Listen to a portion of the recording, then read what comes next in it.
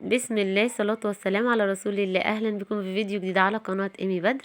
برحب بكل المشتركين عندي على القناة وكل المشتركين الجداد. اهلا بيكم ونورتوني. ان شاء الله نعمل احلى طبق فول للسحور في ساعة واحدة بإذن الله. هنكون عملنا اجمل فول. زي ما احنا شايفين القوام بتاعه جميل واللون رائع. بس ظبطت كده طبق الفول، ملح زيت كمون وليمون، واحلى طبق فول حتى كمان مش محتاج الطحينة. نبدأ مع بعض نتابع الفيديو ان شاء الله. معايا هنا نص كيلو من الفول اللي هو البلدي.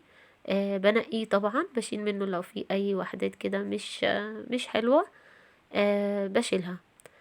بس طبعا في فولية بتبقى مدشوشة كده في النص بنسيبها عادي، ما فيهاش اي مشكلة، دي حلوة يعني. بس بعد ما نقيت الفول كده بالمنظر ده هبدأ ان انا بجيب طبق فيه مية.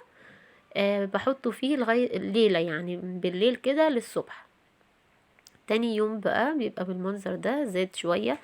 بصفيه بشطفه شطفة كمان، وبعد كده بحطه في حلة تكون حجمها مناسب. بحط عليه ليمونة، وكمان بقطع جزراية صغيرة كده، قطع صغيرة، وطماطماية. بحط كوباية من الفول المدشوش، غسلته طبعا ورحت حاطه عليه، وبعد كده نص كوباية من العدس الأصفر. ممكن برضو نبقى ننقع الفول المدشوش مع الفول، ما فيش مشكلة يعني. بضيف بقى المية، بغطي المية كده بكمية مناسبة، يعني انا حطيت حوالي لتر ونص كده علشان ما اضيفش مية تاني وهو شغال على النار. هنا بقى جبت معلقة من البابريكا ومعلقة من الكركم عشان يدينا اللون الجميل اللي احنا شفناه. في الاول طبعا كنت معليه النار بسيط لغايه ما غلي معايا، وبدات ان انا اهدي النار واقارب الغطا بتاع الحله. بس من وقت للتاني كده بقلب كويس. طبعا الغليان مش بيوضح، فحبيت ان انا ارفع الموبايل اكتر كده عشان نشوف مع بعض. بقلبه. طبعا يفضل ان الحلة بتاعتنا تكون مش من النوع اللي بتلزق، علشان برضو هنا بقى خلاص يعني بقى كهرمان اهو زي ما احنا شايفين. دايب خالص واستوى وبقى زي الفل. ما اخدش على البوتاجاز بالظبط ساعة ولقيته خلص زي ما احنا شايفين كده. او حبيت كمان اطلع حبة كده ونجرب كمية اكتر من الفول. كله جميل تمام كده، استوى خالص معايا الفول.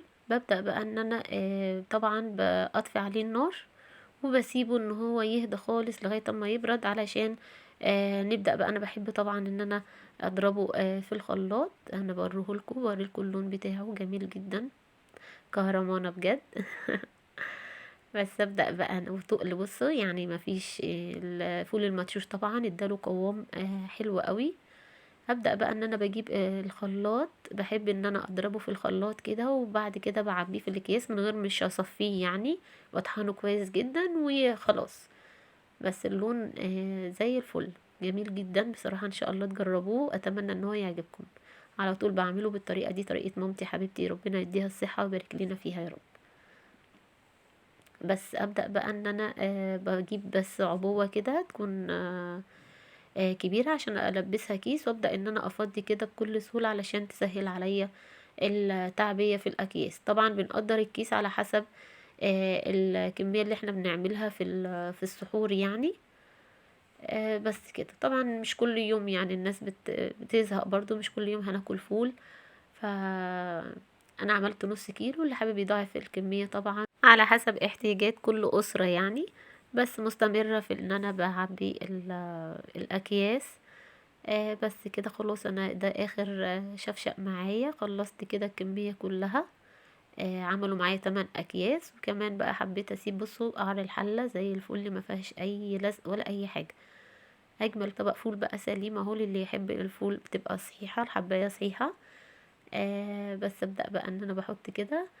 احط له بقى شوية ملح وكمون وزيت وليمون. محتاجش كمان ان انا احط له الطحينة. اجمل طبق فول لأحلى سحور. كل عام وحضراتكم بألف خير، شهر كريم علينا جميعا يا رب وعلى الأمة الإسلامية.